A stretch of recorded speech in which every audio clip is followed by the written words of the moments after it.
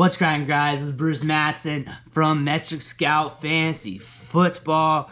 And just the other day, I released some rookie rankings for the 2022 NFL Draft Class. Pretty much just a baseline, a guideline for people to use to get acquainted for the 2022 NFL Draft. I had 5 wide receivers listed because just digging into things, you know.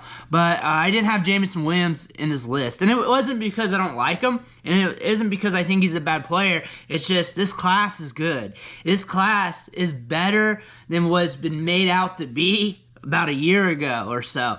Everyone was focused on the 2023 class, but this 2022 class has some good players at this wide receiver spot, especially on the top end. We got some talent, and it's going to be hard here in the first few weeks, months, to sift through these guys and really get a good feel of who you want where. And honestly, all these guys could pop off at different times during their NFL career and be valuable for Dynasty Fantasy Football. So that's just something you just have to be prepared for, like we've had in the other rookie classes in like the last 3 to 5 years. Good wide receiver crews that are just putting out top-end wide receiver results, and then just a different wide receivers hitting at a different time, almost like you're getting your flavor of the month. And that's just how it feels like with these younger wide receivers coming in, because we got so many talented guys. Jameson Williamson, though, is a very talented wide receiver, and he has been lighting it up at Alabama. He owns a 31.95% market share of their passing production, and he's averaging 3.17 yards per route run, one of the highest in college football. Once you hit the 3s in yards per route run in college, you're doing pretty damn good. You're up there. And he's also averaging 9.9 yards after the catch per reception. And the thing about his game that I like is his long speed, his ability to be a threat whenever he has the ball in his hand, especially when he has the ball in space. If he has the ball in space and he's got a window, he's got some green in front of him, he is a threat to take it to the house just about every single time. And that makes him very dangerous. He's very explosive. And you need to stay tuned to this channel. You may want to hit that subscribe button right now, because we're going to be going over his film multiple times, I guarantee it, throughout the offseason. And we're just really going to take a deep look at that route running, see how crisp it is. From what I see, from the limited sample that I've seen, I don't want to say that I've done full film studies on him. I might have 1 or 2 small ones on the channel, but it looks like he's got some goods in the route running department as well. The thing that I see that people are holding as a drawback on Jameson Williams is, why wasn't he productive? Why wasn't he on the field? Why couldn't he compete at Ohio State? My counter argument for that would be Chris Olave, Jackson Smith-Njigba, and Garrett Wilson. All 3 of those are considered top-tier wide receivers at the moment. It's hard for anybody to just break into that core, especially when you have 2 of those as veterans on the team. You're just not going to slide your veteran out, who is also one of the top wide receivers in college football. Another thing, too, do you really think Ohio State's as put together as what you think they are? This is a team that has a lot of 5-star, 4-star athletes, and Tulsa ran with them. Minnesota almost beat them.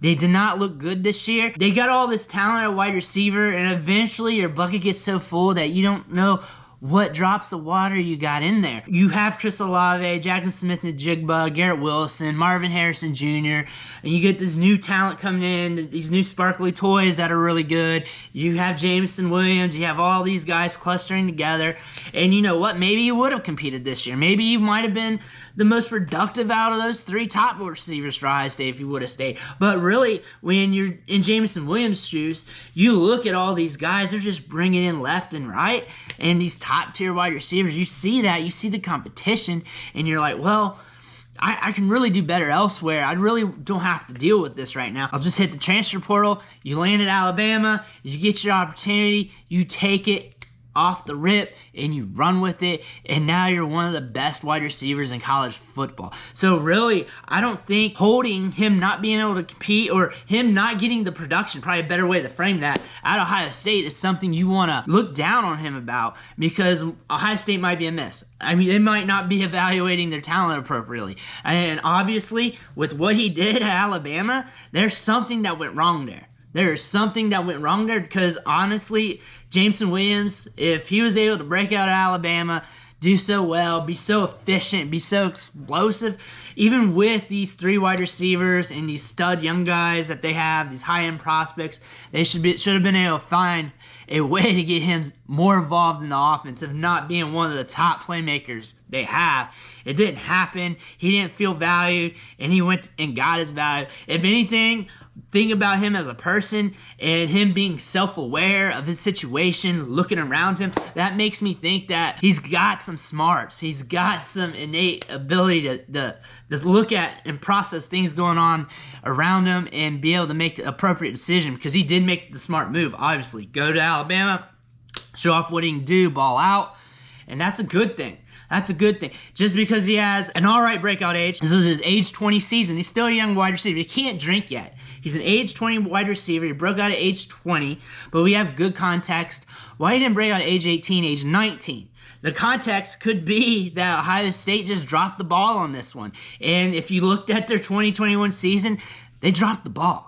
You can't say that this wasn't a great Ohio State team. This is not an Ohio State team that lives up to Ohio State standards, and they're not living up to the standards of the talent that they have on the roster. They dropped the ball this year. The Jameson Williams is probably another way they dropped the ball. And Alabama took him, and they're utilizing him to his full potential, and it's marvelous. I look for Jameson Williams to be a first-round pick in the NFL draft. We're hearing a lot of rumors about that, rumors and innuendo about him getting that draft capital. NFL teams love to pay that Alabama tax for those wide receiver prospects, so I imagine he will be. He's been so explosive. He's been productive. He's been blowing up in the SEC, and we just saw him last week against Georgia in the SEC championship game take over. But the reason why he's not in my top 5 is because I can only have 5 in my top 5, and he'll probably end up there by the end of the season. I still like him. I'm taking up for him now, and I really think anybody who says that he should be dropped just because of him not producing at Ohio State is just a lazy analysis.